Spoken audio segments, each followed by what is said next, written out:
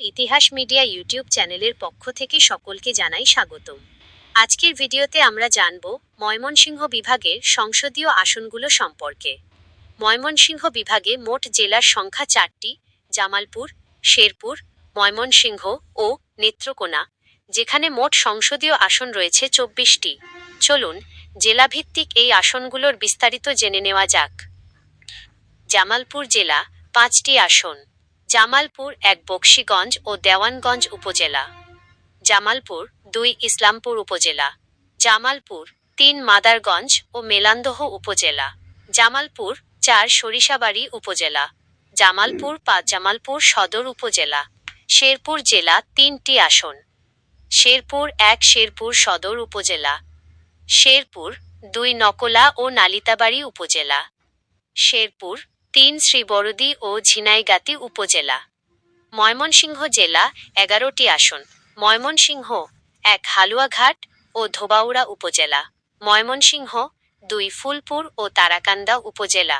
ময়মনসিংহ 3 গৌরীপুর উপজেলা। ময়মনসিংহ 4 ময়মনসিংহ সদর উপজেলা ও সিটি কর্পোরেশন এলাকা। ময়মনসিংহ 5 মুক্তাগাছা উপজেলা। ময়মনসিংহ 6 ফুলবাড়িয়া উপজেলা। ময়মনসিংহ 7 ত্রিশাল উপজেলা। ময়মনসিংহ 8 ঈশ্বরগঞ্জ উপজেলা। ময়মনসিংহ 9 নান্দাইল উপজেলা। ময়মনসিংহ 10 গফরগাঁও উপজেলা। ময়মনসিংহ 11 ভালুকা উপজেলা। নেত্রকোনা জেলা 5টি আসন।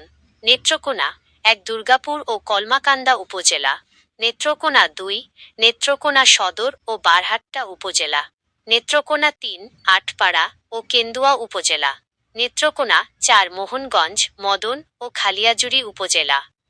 নেত্রকোনা 5 পূর্বধলা উপজেলা। ময়মনসিংহ বিভাগের সংসদীয় আসন সংক্রান্ত আমাদের আজকের এই ভিডিওটি এখানেই শেষ করছি।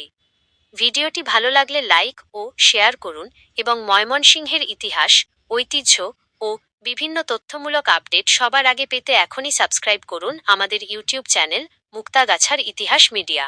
সবাই ভালো থাকুন, সুস্থ থাকুন। আল্লাহ হাফেজ।